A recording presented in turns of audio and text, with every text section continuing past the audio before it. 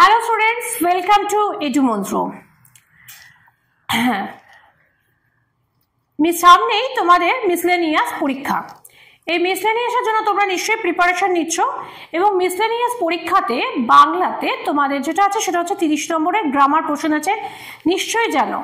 এই গ্রামারের মধ্যে একটি বিষয় হচ্ছে এক কথায় প্রকাশ বা বাক্য সংকোচন। আমরা এই বাক্য সংকোচন এবং এই এক কথায় প্রকাশ নিয়ে আলোচনা করছিলাম। দেখো, বাক্য সংকোচন বা এক কথায় প্রকাশ তোমরা নিশ্চয়ই আগে পড়ে এসছো পরীক্ষার, যখন তোমরা স্কুলে পড়তে সেই সময় কিন্তু বাক্য সংকোচন বা এক কথায় প্রকাশ আমরা সবাই পড়েছি। কিন্তু সমস্যা হচ্ছে যে এতদিন ধরে সেটা ঝালাই হয়নি বা সেভাবে পরিশীলন হয়নি বলে কিছুটা হয়তো আমরা ভুলে গেছি। আমাদের আজকের সেশনে আমরা যেটা করব যে যেগুলো আমরা সেই ভুলে যাওয়া সেই পার্টটাকে আরেকবার করে ঝালিয়ে নেব।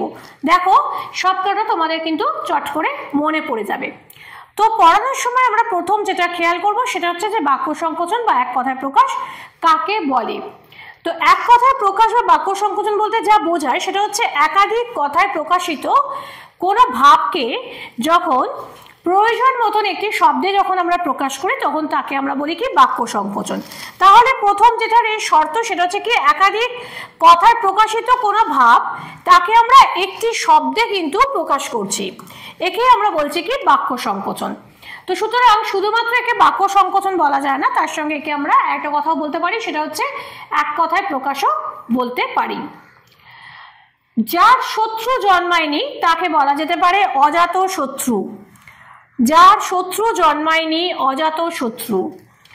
যে যুদ্ধ থেকে পলায়ন করে না সংসপ্তক। কোনো যুদ্ধ থেকে যে পলায়ন করে না তখন তাকে বলা হয় সংসপ্তক। যা গতিশীল জঙ্গম, যা দাঁড়িয়ে থাকে এক জায়গায় স্থির তাকে বলা হয় স্থাবর। সুতরাং আমরা বলি না স্থাবর অস্থাবর সম্পত্তি। স্থাবর মানে যেটা নড়াচড়া করা যায়, মানে গতিশীল, যেটা নিয়ে টানাটানি করা যেতে পারে সেটাকে আমরা বলি কি যে জঙ্গম, যেটা এগোতে পারে। আর যেটা গতিশীল নয়, যেটা তোমার একটা জায়গাতে দাঁড়িয়ে থাকে তখন সেটাকে বলা হয় স্থাবর। যেমন ধরো একটা জমিটাকে তুমি কোথাও তুলে নিয়ে ইচ্ছা মতো তুমি তুলে নিয়ে চলে যেতে পারবে না, তখন এরকম যদি কিছু হয় তখন তাকে আমরা বলতে পারি কি স্থাবর। যে লাফিয়ে চলে প্লবক, অর্থাৎ যে লাফিয়ে চলে তাকে বলা হয় প্লবক। যুদ্ধে স্থির থাকে যে যুধিষ্ঠির। যজ্ঞকারী পুরোহিত যাজ্ঞিক। দেখো, যিনি যজ্ঞের হোতা, যজ্ঞ যিনি ধারণ করেন তাকে বলা হয় হোতা, আর যিনি যজ্ঞটা করছেন তাকে বলা হচ্ছে কি যাজ্ঞিক। ঠিক আছে। যে মেঘে প্রচুর বৃষ্টি হয় সংবর্ত। যুদ্ধে পরাস্ত করা যায় না যে ভূমিকে অযোদ্ধা। সুতরাং যুদ্ধে যে ভূমি পরাস্ত হয় না তখন তাকে বলা হয় অযোদ্ধা। যুদ্ধে ব্যবহৃত ঢাক তাকে বলা হয় দামামা। যার চক্ষু লজ্জা নেই চশমখোর। রাত্রিকালীন যুদ্ধ তাকে বলা হয় সৌপ্তিক। চলে আসবো একটু অন্য বিষয়। সামনেই তোমাদের মিসলেনিয়াস পরীক্ষা, সেই কথা মাথায় রেখে আমরা এডুমন্ত্রের টিম তোমাদের জন্য পকেট ফ্রেন্ডলি অ্যাফোর্ডেবল প্রাইসে কোর্সের ব্যবস্থাপনা করেছে, যেটা অনলাইন বা অফলাইন দুধেই রয়েছে। সেক্ষেত্রে তোমরা কিন্তু অবশ্যই যারা এখনো ভাবছো যে কোথাও পড়বো বা কিভাবে এই পরীক্ষাটা দেব, তারা কিন্তু ইমিডিয়েট যোগাযোগ করো আমাদের স্ক্রিনে দেওয়া নম্বরে। কারণ এখানে তোমাদের সম্পূর্ণরূপে যেভাবে পরীক্ষাটা নেওয়া হয় সেভাবে আমরা কিন্তু তোমাদেরকে তৈরি করে দেব, যাতে এক কথায় প্রথমবারে তোমরা কিন্তু পরীক্ষায় পাশ করতে পারো। শুধু তাই নয়, বিভিন্ন যে সরকারি চাকরির পরীক্ষাগুলো হয় যেমন WBCS বা মিসলেনিয়াসের এই ধরনের যে পরীক্ষাগুলো হয়, বেশ কিছু পরীক্ষার ক্ষেত্রে আমরা দেখি যে ল্যাঙ্গুয়েজ গ্রুপের পরীক্ষা হয় এবং তোমাদের অনেকেরই ল্যাঙ্গুয়েজ গ্রুপের ক্ষেত্রে কেমনভাবে লিখবো বা এই ধরনের কিছু সমস্যা হতে পারে। তাদের এই সমস্যাগুলোর কথা মাথায় রেখে টিম এডুমন্ত্র অনলি ফর ল্যাঙ্গুয়েজ গ্রুপের জন্য আলাদা ক্লাসের ব্যবস্থাপনা করেছে, যেটা অনলাইন ক্লাসেস এবং অ্যাফোর্ডেবল প্রাইস। এবং পার্সোনালি আমরা কিন্তু প্রত্যেকের জন্য আলাদাভাবে দেখাশোনা করব যে তারা কার কোথায় অসুবিধা, কিভাবে তাকে কেয়ার করলে তারা সেই অসুবিধাগুলোকে দূর করতে পারে। তার জন্য যেগুলো করতে হবে, এই দুটো ক্ষেত্রে যে সমস্ত ছাত্রছাত্রীদের সমস্যা হচ্ছে বা যারা এখনো অবধি ভাবছো যে কোথাও পড়া উচিত উচিত কিনা বা পড়বো কিনা তাদের জন্য কিন্তু আমাদের তরফ থেকে তোমাদেরকে সেই অপরচুনিটি দেওয়া হচ্ছে। স্ক্রিনে দেওয়া নাম্বারে ফোন করো, আমাদের এখানকার এক্সিকিউটিভসরা রয়েছেন এ ব্যাপারে তোমাদের আরও অনেক সাহায্য করবেন এবং কিভাবে তোমরা পরীক্ষার এই সরকারি চাকরির পরীক্ষার বাধা টপকে সরকারি একজন চাকুরে হতে পারবে সেই বিষয়ে ব্যবস্থাপনা করে দিতে পারবে। এবং তার সঙ্গে আছে হোল টিম এডু মন্ত্র। চলো এবার আমরা ফিরবো আবার আমাদের ক্লাসে। পড়ছিলাম যেটা, সেটা হচ্ছে যে এক কথায় প্রকাশ বা বাক্য সংকোচন। এক কথায় প্রকাশ বা বাক্য সংকোচনটা তোমরা কিন্তু সকলেই পড়ে এসছো, অনেকগুলো কিন্তু আমরা এগুলো বিভিন্ন কথার মধ্যেও কিন্তু ব্যবহার করে থাকি। যেমন ধরো রক্তবর্ণ পদ্ম কোকোনট, রাবণের পুত্র রাবণী, তাহলে আমরা কিন্তু রাবণের পুত্র কাকে বলতে পারি? ইন্দ্রজিৎকেও কিন্তু বলতে পারি রাবণী।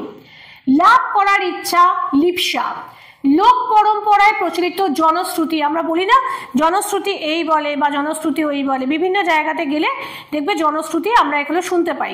হ্যাঁ, লোকশ্রুতি বা জনশ্রুতি এই কথাগুলো শুনতে পাই, সেটাকে বলা হচ্ছে কি লোক পরম্পরায় প্রচলিত। শোনার ইচ্ছা শুশ্রূষা, শোনার ইচ্ছা বানানটা কিন্তু খুব ভালো করে দেখে রাখবে, শুশ্রূষা। শৈশব থেকে শৈশব, সরঙ্গ বেদ অধ্যয়নকারী অনুচান, অর্থাৎ আমাদের যে 6টা বেদ আছে সেই 6টা বেদকে যিনি অধ্যয়ন করেছেন তাকে বলা হচ্ছে কি অনুচান। শেষ রাত্রির জ্যোৎস্না, একদম শেষ রাত্রিতে যে জ্যোৎস্নাটা হয় যেটাকে মরা জ্যোৎস্না আমরা এক কথায় বলে থাকি তাকে বলা হয় কাক জ্যোৎস্না। শ্বেত বর্ণ পদ্ম পুণ্ডরিক, সপ্তগুণ আছে যার সাত্ত্বিক। স্বপ্নে শিশুর হাসি কান্না দেয়ালা, সরস্বতীর বীণা কচ্ছপী। সব বিষয়ে অল্প অল্প জ্ঞান আছে যার পল্লবগ্রাহী, আর যার সব বিষয়ে অল্প অল্প মানে জ্ঞান থাকাকে বলা হয় পল্লবগ্রাহিতা। আর হচ্ছে কি সমুদ্র থেকে হিমাচল পর্যন্ত, আসমুদ্র হিমাচল। স্বর্গের গঙ্গা মন্দাকিনী, আর পাতালের গঙ্গাকে বলা হয় ভোগবতী। স্বর্গের গঙ্গা মন্দাকিনী, পাতালের গঙ্গা হচ্ছে ভোগবতী। সাপের খোলস নির্মুখ, আমরা বলি না যিনি সাপের খোলস ত্যাগ করেছে নির্মুখ, অনেক নির্মুখ দেখা যাচ্ছে, নির্মুখ মানে হচ্ছে সাপের খোলস, সাপ যে খোলস ত্যাগ করে তাকে বলা হয় নির্মুখ।